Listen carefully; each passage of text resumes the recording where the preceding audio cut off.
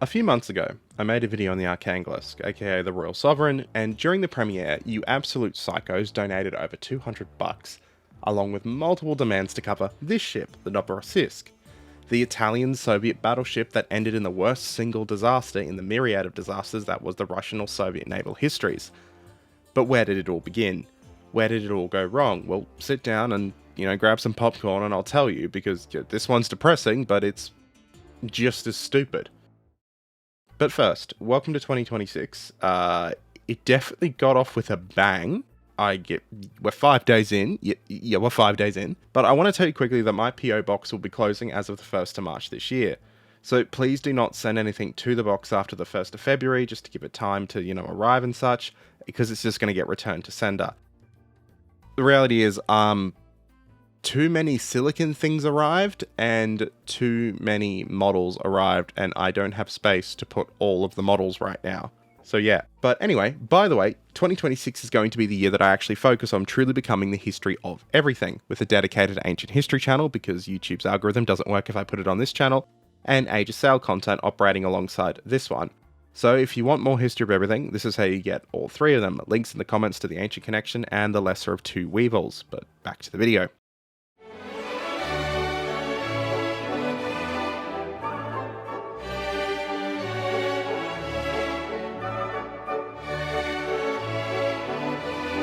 The star of our show today, the battleship Novorossiysk, began her life as the Italian dreadnought battleship Giulio Cesare of the Conte di Cavour class.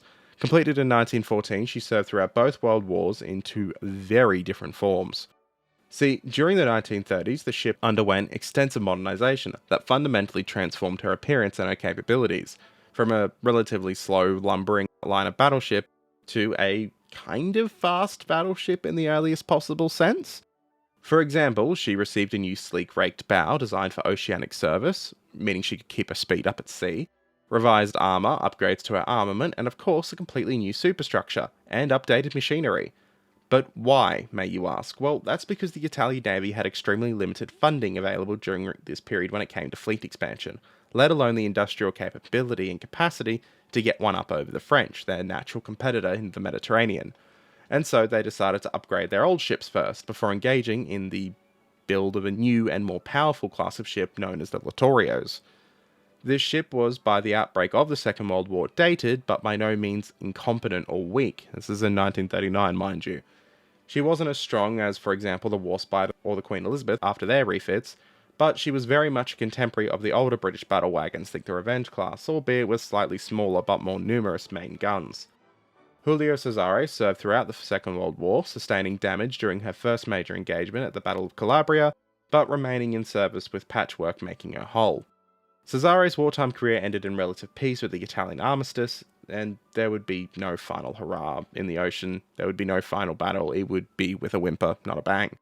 And in 1943 she was ordered to Malta for internment.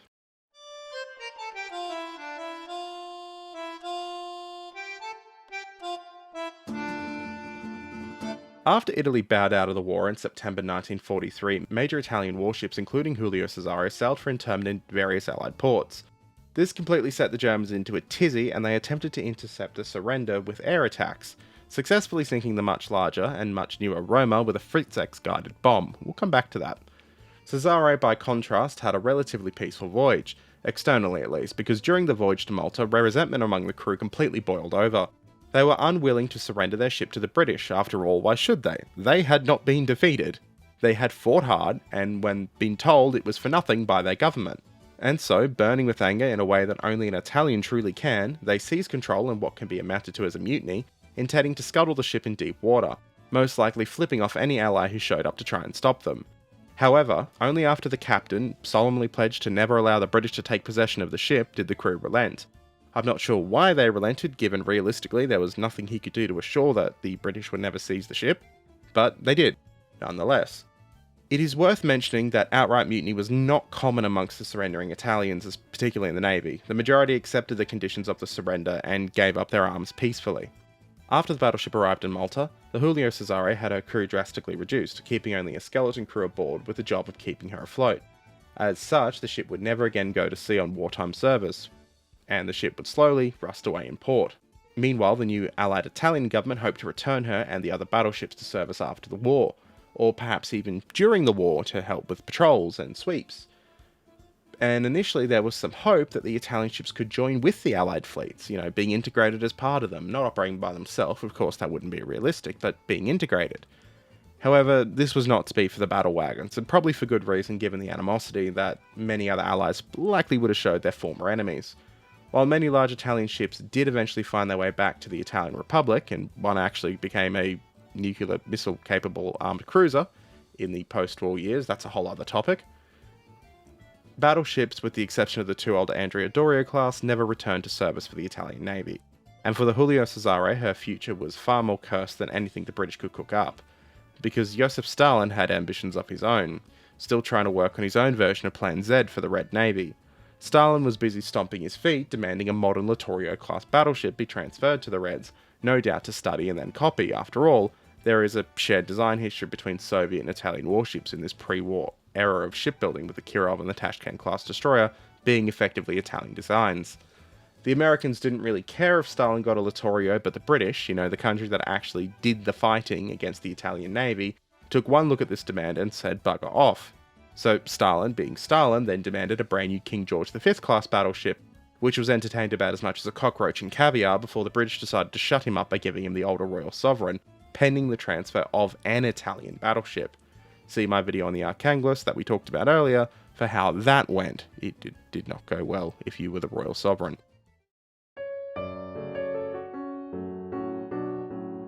Meanwhile, the Cesare returned to Italy in June 1944 after surrendering and landing her firing mechanisms to British authorities. She was then laid up in Taranto's Mar Piccolo in poor condition after sitting stationary in Malta for a few months on end and being at reduced readiness. She would remain inactive until July 1946 when peace talks finally came about. On February 10, 1947, after much negotiation, Italy finally signed the Paris Peace Treaty, and the Italian Navy was carved up amongst the victorious powers. Thankfully, the Germans had put Roma on the bottom a few years earlier, so when it came to the two Littorio-class battleships that remained, oh no, Stalin, we had one for you, but the Germans totally sank it, and that's just too bad. The first two battleships then went to Britain and the United States, who promptly scrapped them after a bit of study, while the Italians retained the Andrea Doria and her sister Caio Giulio. That left Cesare kinda sitting by herself, as the Conte di Cavour by this point was a useless hulk after some damage, and Cesare kinda was just a bit to the side, and didn't really have a purpose anymore. She was her own design. And so the Allies benevolently allocated the old, completely clapped out battleship to the Soviet Union as part of a 51,464-ton agreed transfer of warships.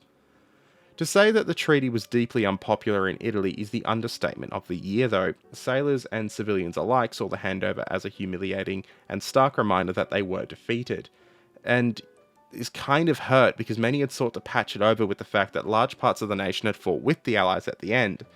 Although discipline prevented open resistance, plans to sabotage Giulio Cesare before delivery were reportedly considered and almost put into effect by the crew, but due to discipline of their officers and non-commissioned officers, nothing came of it.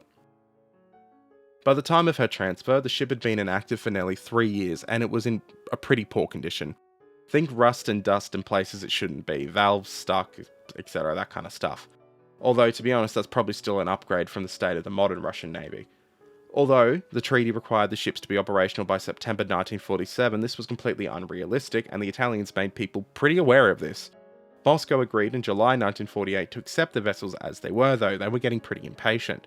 So really, they can't complain about the state of the ships because they demanded them quickly before any repairs could actually happen. In December 1948, Giulio Cesare sailed for Albania, which was at the time very aligned to the Soviet Union. And on the 6th of February 1949, she was formally handed over to Soviet forces at Valona. Soviet authorities treated the Italian crew horrifically after the formal transfer, confining them under armed guard on the forecastle while thoroughly searching the ship for sabotage or explosives. Thankfully though, due to the discipline of the Italian sailors and their officers as I mentioned, none were found. The ship was provisionally renamed to Novorossiysk in honor of the Black Sea city that had resisted a prolonged German siege, and it arrived in Sevastopol on February 26, where it was formally accepted into the Soviet fleet.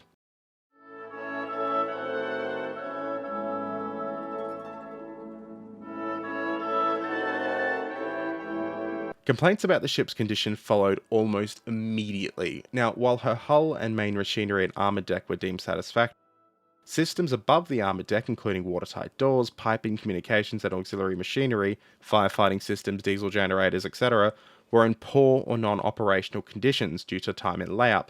Again, I should remind you that the Soviets had been the ones to stomp their feet and demand the ship as is, not after it was repaired.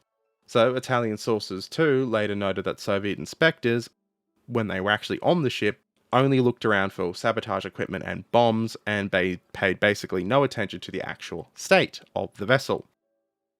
After repairs, repainting, and preparation, Novorossiysk officially entered the Black Sea Fleet on the 5th of March 1949, and although the World War I battleship was well and truly obsolete, she was the largest ship in the fleet and became the flagship of the Black Sea Fleet, and officially she was listed as a training vessel. Between 1949 and 1955, she underwent 8 refits, including a major overhaul of her boilers and turbines. There were some plans to rearm her with a Soviet 305mm gun in place of her Italian 305s, but this never was really realised, and instead the light weaponry and AA was upgraded. By 1955, though, even this was kind of moot because the ship was truly outdated. But by the spring of 1955, despite her age, Novorossiysk was fully operational with a complement of over 1,200 men. On the evening of October 28, 1955, Novorossiysk returned from a 12-hour training cruise and moored near the Naval Hospital in Sevastopol, and later that night many crewmen went ashore on leave to be replaced by naval cadets and civilian workers. At around 1:30 am, a massive underwater explosion tore through the ship's starboard bow, just forward of a turret. A huge 4 by 14 metre hole was blasted through the hull and flooding multiple compartments and rapidly spreading the water aft. Despite desperate damage control efforts, the ship continued to take on water, and attempts to beach her were thwarted by the harbour's thick mud and the list getting worse and worse. By 4:14 am, with over 7,000 tonnes of water aboard and the list exceeding 20 degrees, Novorossiysk reached the point of no return and capsized. By the evening of October 29th, she lay almost completely upside down, and hundreds escaped into the water, but many were trapped inside in a similar fashion to those stuck on USS Oklahoma in Pearl Harbor. At least 608 men died as a result of this, making this the greatest peacetime loss of life in the Soviet or Russian Navy by far, with the loss of Kursk nearly a century later being a distant second at 118 lives lost. An investigation quickly concluded that the explosion was caused by an external underwater blast that equivalent to 1,000 to 1,200 kilograms of TNT, and it was most likely a German magnetic mine laid before the evacuation of Sevastopol in 1944 that the Soviets missed when minesweeping the harbour. Where this gets dumb is when the Soviets discovered that their extensive minesweeping operation in Sevastopol was greatly exaggerated, because at least 32 large German mines were found in the vicinity of the Novorossiysk. One of them was less than 50 meters from the shipwreck. But that's not even the fun theory that the Soviet propaganda decided to run with for a brief period of time. Oh no, there's a whole theory about the Italian special forces having a vendetta that we just have to get into. That is beyond stupid.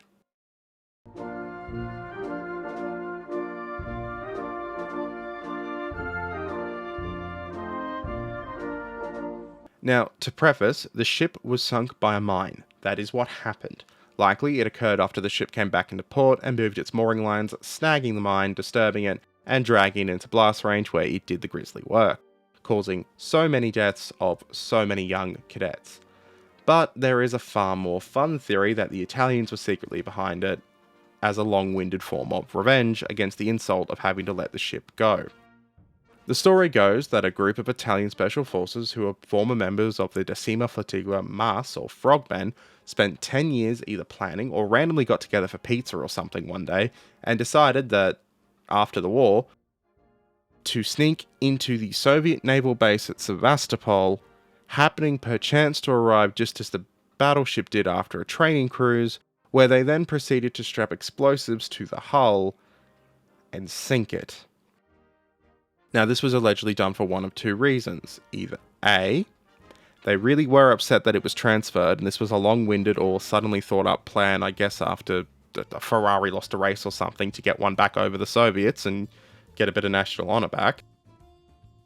Or B, and this is the really stupid one, they were on a secret mission at the behest of the General Secretary of NATO, or the equivalent of the General Secretary of NATO in the US military, to weaken the power of the Soviet Navy by sinking a 5-decade-old battleship that was already obsolete in 1941. Now, personally, just putting it out there, I don't think there was a big Italian conspiracy. But if there was, can we please have this turned into one of your propaganda movies, Moscow? Ideally in the same vein as that one you did about Stalingrad a couple years ago that was beyond hilarious at how in your face it was, or that one about the T-34 crew who got put in a not concentration camp, concentration camp, that then Tokyo drifted a repaired T-34 around a race course. Because reasons. Yes, that last movie exists. It's called T-34. You should watch it. It's as funny as you think it is. Don't pay money for it because you don't want the Russian state to get the money. Just, find a copy. I think it's uploaded on YouTube in full. Don't break the law. I'm not encouraging you to break the law. That would be very against terms and conditions. But see if you know someone with a copy and watch it that way. But that's that. That's the story of the Novorossiysk. She would later be scrapped in situ and largely forgotten about, with her role as flagship of the Black Sea Fleet superseded by the light cruisers of the Chapayev and Sverdlov classes. And later, of course, the Moskva. There's something to be said about the quality of life for ships assigned to lead that fleet, isn't there? But anyway, thank you all for watching. Like, comment, subscribe. Thank you to patrons, and check out the Lesser of Two Evils and the Ancient Connection for more. I'm aiming to upload on both of those channels once a month. So you get, the way it's going to work is you get the short 5-minute videos here that Patreons choose. And then you get 2 normal videos on the Ho channel a month, followed by a video on the Lesser of Two Weevils on the off weekends of the Ho channel, and a video on the Ancient Connection on the other off channel of this channel. So yeah, I hope you all enjoy. Let me know how it goes, and I will catch you all next time.